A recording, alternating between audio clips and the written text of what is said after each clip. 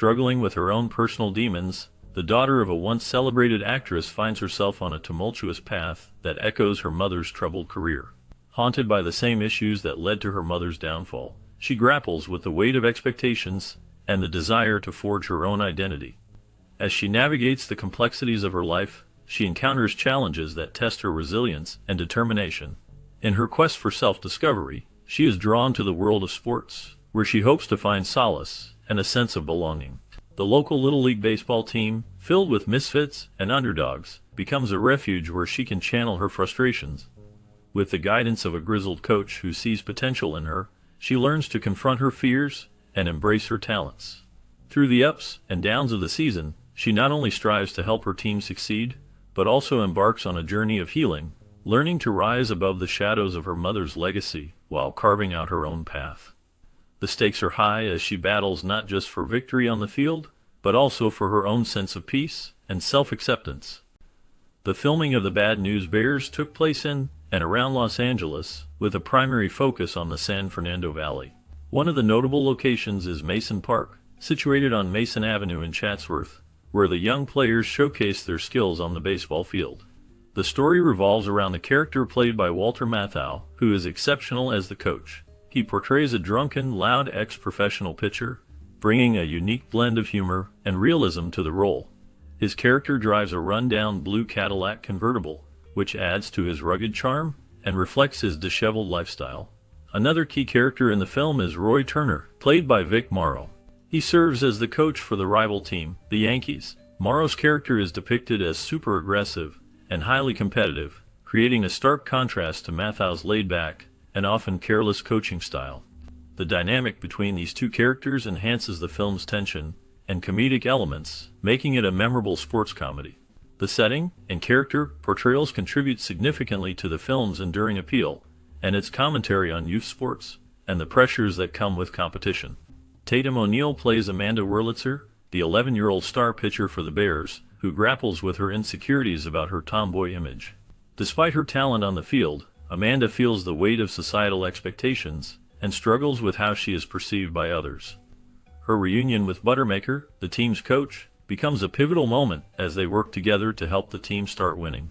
Amanda is portrayed as no-nonsense and fiercely dedicated, showcasing her exceptional skills that were honed under Buttermaker's guidance when she was younger. The dynamics within the team shift as the boys grow increasingly protective of her, reflecting the strong bonds formed through shared experiences and challenges. This protective nature culminates during the championship game when Amanda faces a rival player. In a heated moment, she is kicked in the chest, which ignites a fierce response from her teammates. Their willingness to stand up for her highlights the themes of loyalty and camaraderie that run throughout the film, emphasizing how Amanda's journey is not just about winning games, but also about finding her place and confidence in a world that often overlooks girls in sports. The narrative weaves together her struggles and triumphs, ultimately portraying a rich tapestry of youth, resilience, and the importance of support from friends.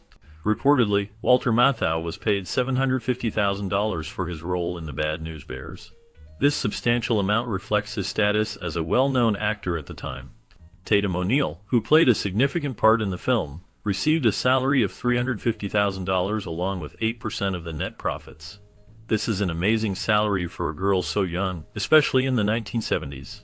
To prepare for her role, O'Neal trained with a professional sports trainer for many weeks before filming started in August of 1975.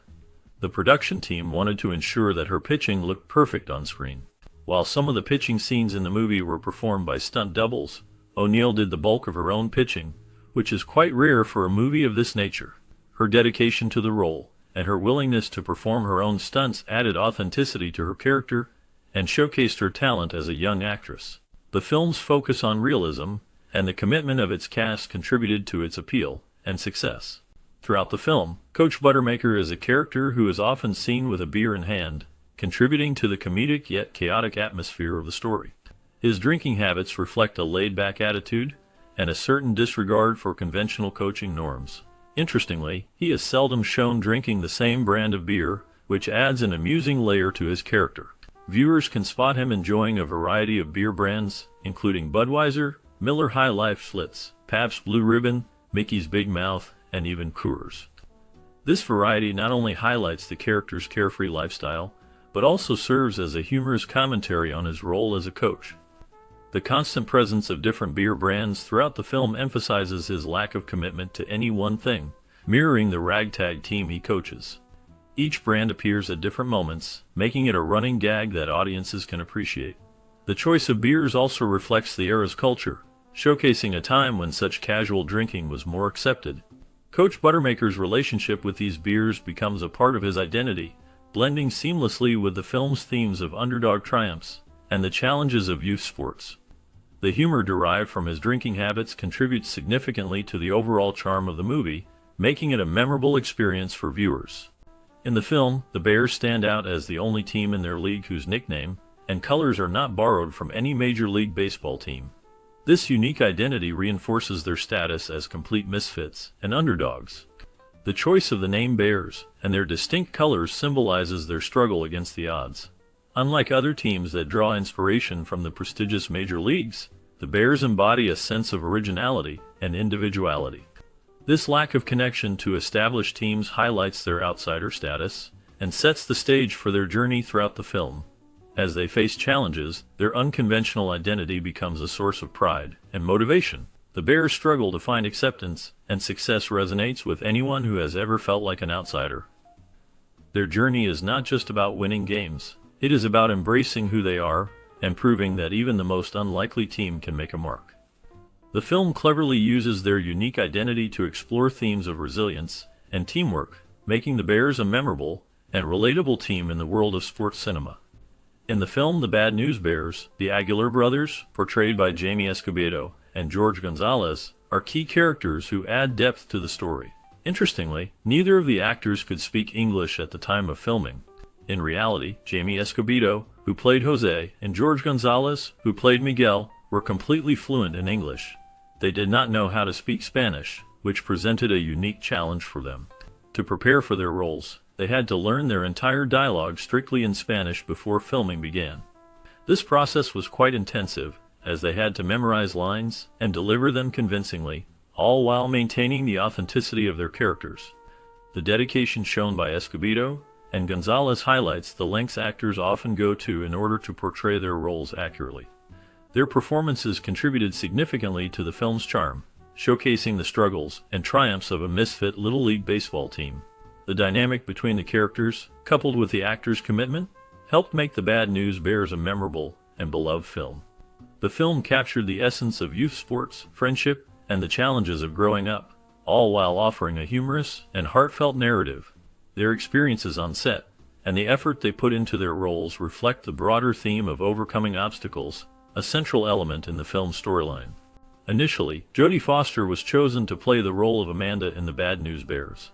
However, she decided to drop out of the project to take on the iconic role of Iris in Martin Scorsese's film Taxi Driver. This decision highlights the competitive nature of the film industry and the tough choices actors often face when presented with multiple opportunities. The Bad News Bears, directed by Michael Ritchie, has garnered a significant following over the years, with many notable filmmakers and actors expressing their admiration for the film. Quentin Tarantino is one of its biggest fans, often citing it as a major influence on his work. Additionally, the late Philip Seymour Hoffman, along with director Kevin Smith, has referred to it as one of their favorite movies. This kind of acclaim from such respected figures in the industry speaks volumes about the film's impact and legacy. The casting choices and subsequent decisions made during production have contributed to the film's enduring appeal and its status as a classic in the sports comedy genre.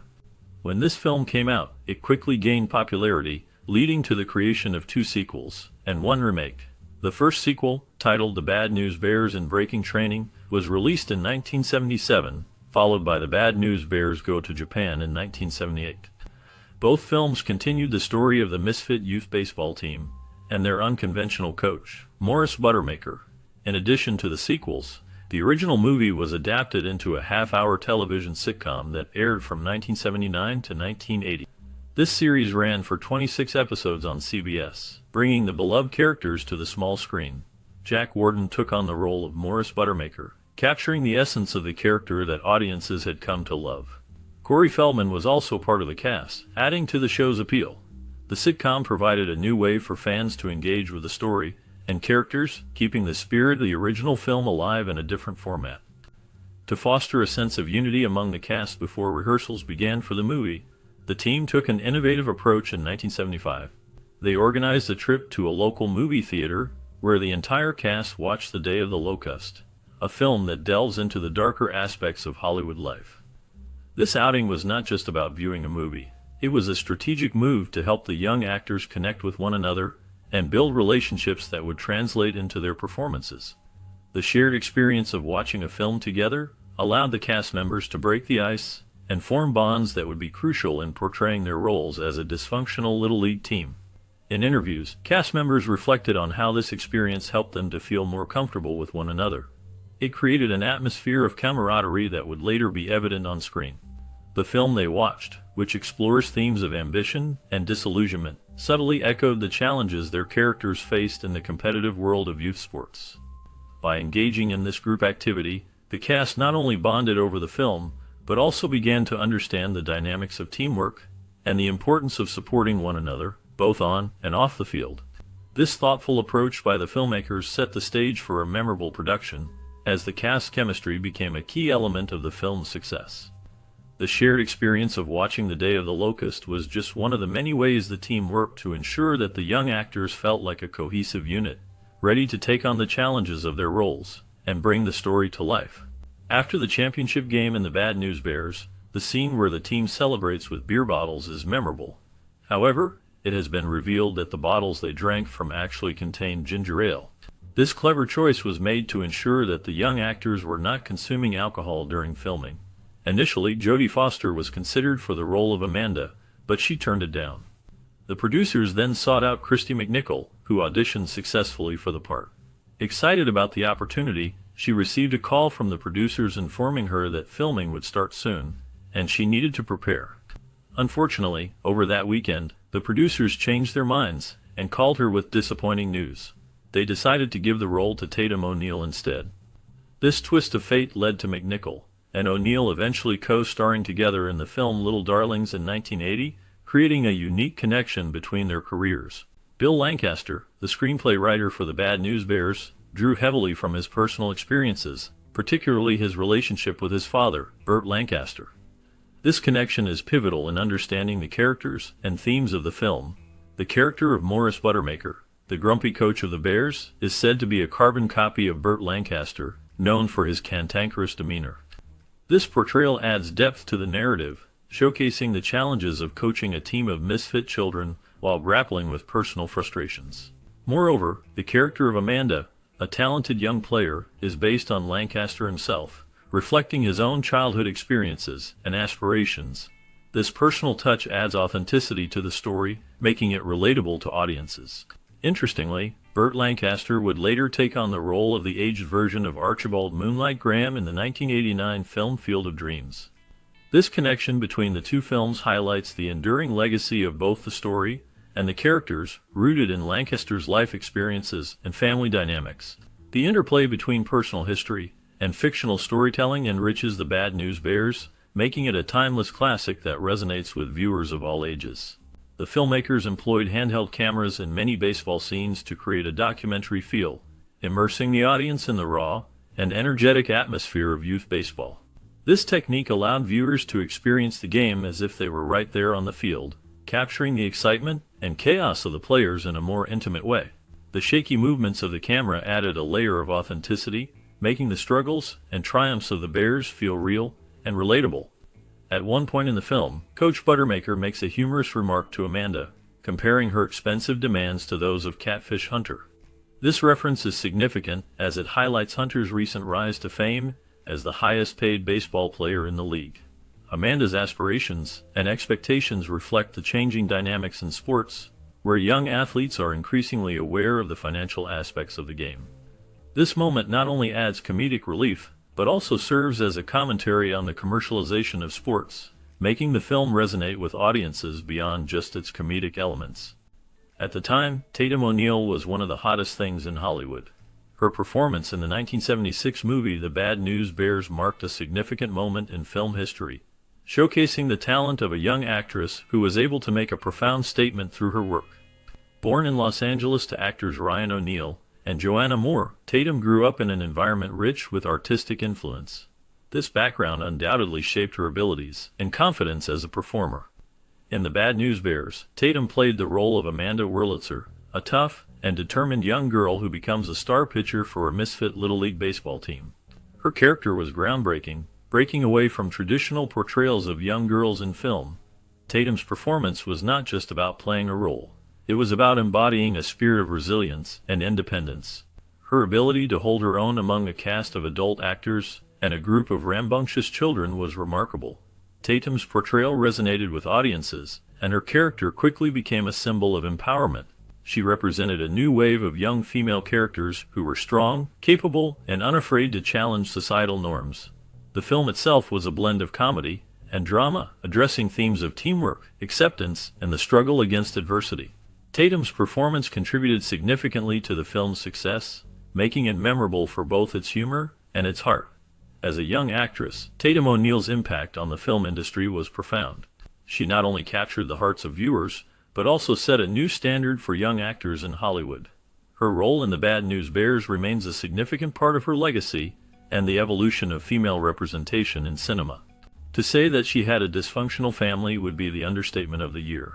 Joanna Moore, known for her remarkable talent, struggled with her own demons, including drugs and alcohol.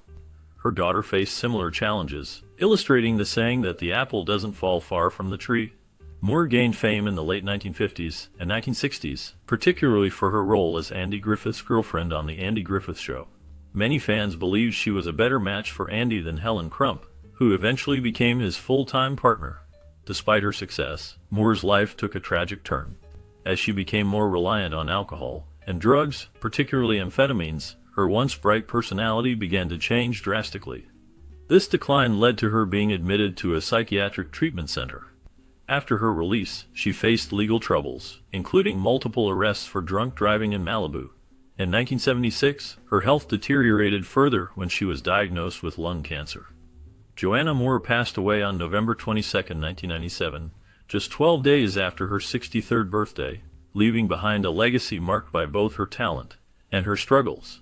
It is very sad to think about the missed opportunities that arose from the struggles of talented actresses during the time of The Bad News Bears. The film itself showcased a unique blend of humor and heart, but behind the scenes, there were actresses whose potential was overshadowed by their personal battles with addiction.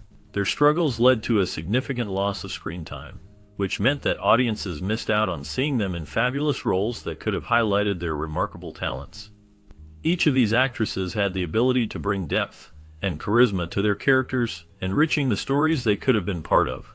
It is heartbreaking to imagine the performances that could have been, the memorable scenes that might have graced the screen, and the impact they could have had on future generations.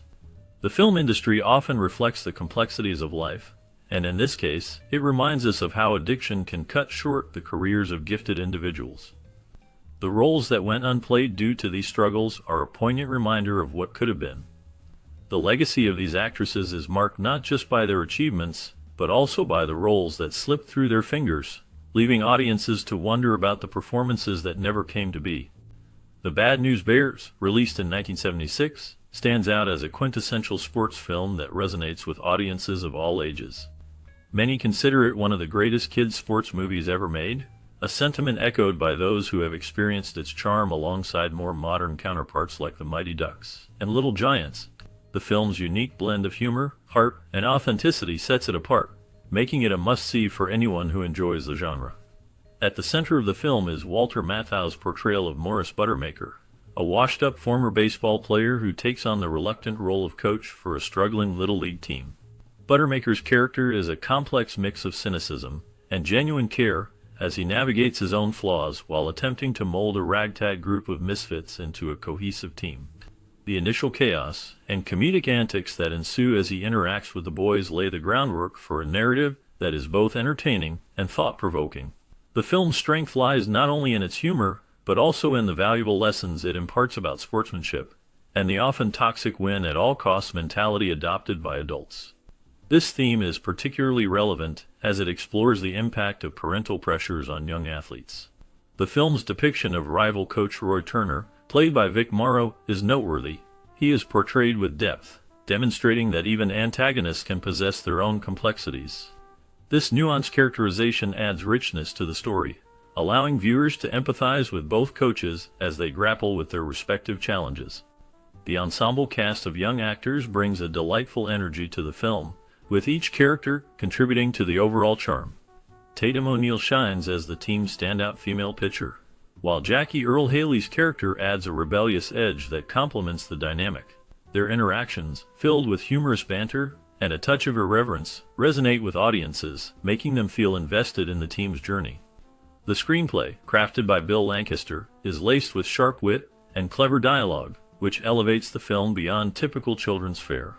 The use of humor, particularly through the kids' colorful language and antics, provides a refreshing take on the sport genre.